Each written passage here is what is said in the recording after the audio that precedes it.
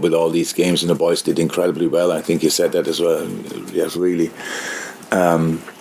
Give credit to the players the effort they put in, but it was pretty much the same lineup for a long time. And then the guys who play all the time get tired, and the guys who come back have no rhythm. So we had that situation plenty of times. But now they have 5-6 days like we had between the games, and it will help both teams. Definitely, we played 5 games in 13 days. It's absolutely insane as well. It's we came somehow through that. But now it's about using that extra recovery time because the next games are then, because we are still in all cup competitions. That means we have a busy January as well. Other teams probably have a lesser busy January, which is then helpful. And then we all have to get through that as well. And then from February on, we all have the same schedule again. And then we will see. Morning, Jurgen. This is obviously the first game of the new year, but after the first game of this year, you were 6th, 15 points off the top. How much happier are you now with the team, the squad, and the prospects of success? 6 times happier. I can't even remember. Who did we play? Oh, we lost that. Yeah. We were 6 for a few minutes over, and then probably 7 or 8 after that game.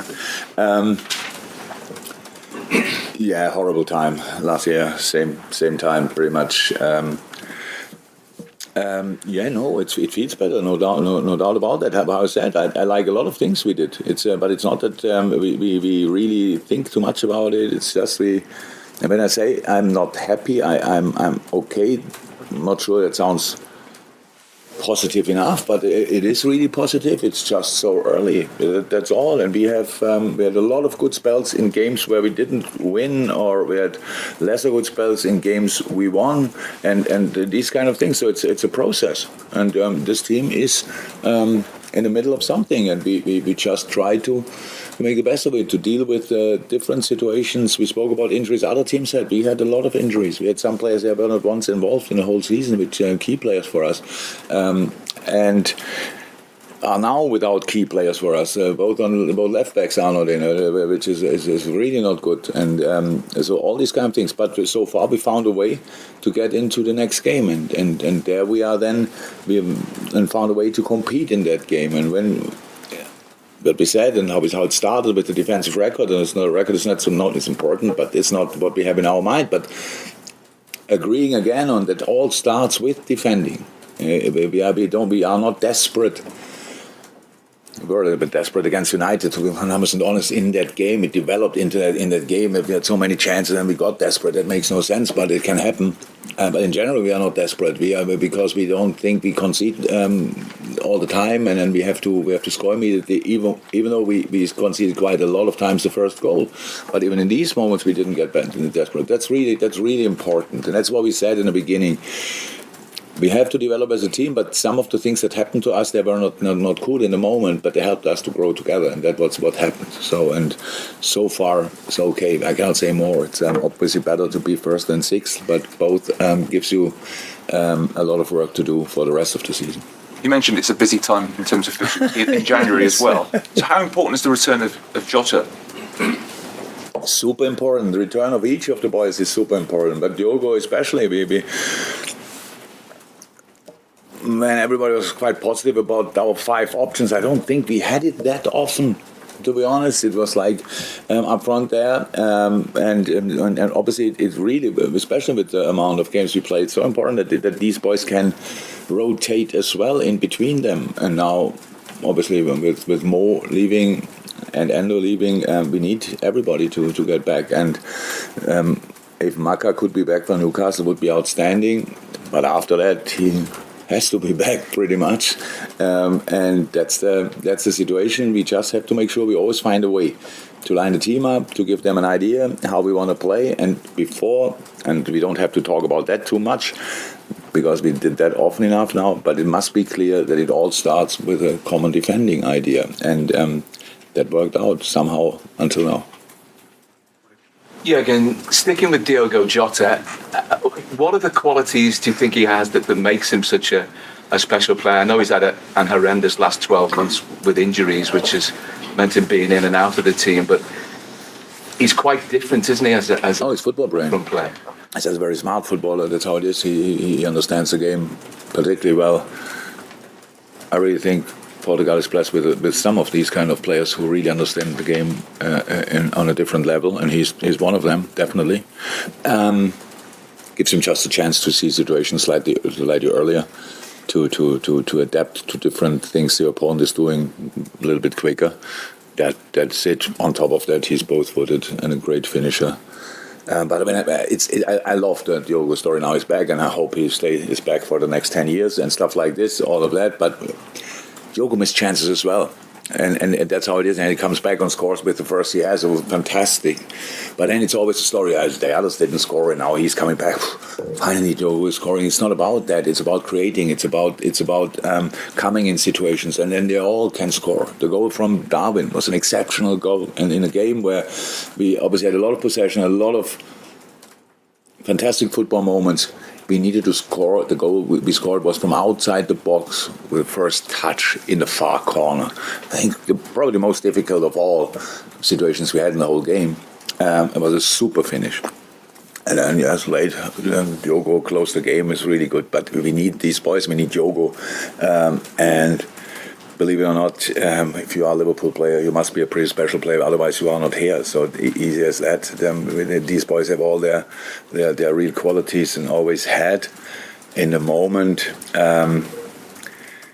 for these last few games, even when the results were not always outstanding, we found a good rhythm. We had a good rhythm in the game, good fluidity, which is really important. Didn't get too often in a rush. And really played the way we wanted the boys to play, and that's helpful. It's just helpful because it gives you a good feeling in the game, which is really important. Like we would probably call it momentum, and for that you need to be connected. You need to be together in the right moments. If you are connected, you can lose balls because you can win them back quickly and all these kind of things. So the rhythm was quite good recently. Yeah, can I ask you, do you think it's time for the footballing authorities to be brave and look at the whole aspect of VAR, because it doesn't appear to be fit for purpose, and the things that it was brought in for, it doesn't appear to be improving? I really don't think that I should answer this question. Yeah.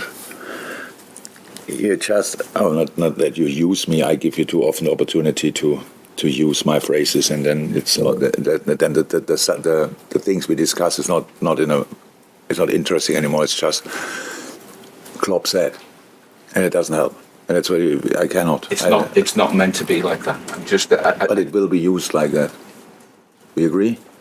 What I say now is Klopp says, and with the problem we all see every day, pretty much. Whenever we watch a game, we think, okay, how is that possible?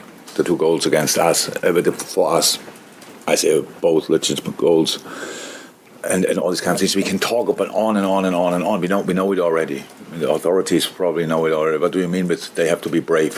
What does it mean? What do you mean with brave? Abandon it. Oh my God! Take VR away. No, use VR better is probably the right thing. And I think it could be done.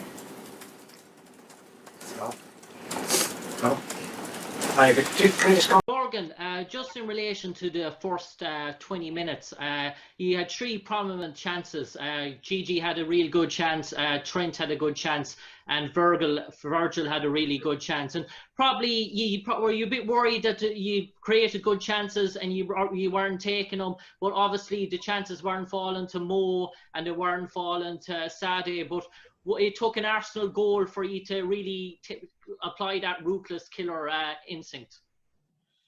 No, I was not worried. That's the situation. That's life. As a manager, I would wish that we score with the first chance, take the second one as well, and with the third one, and the fourth and fifth. Never happens.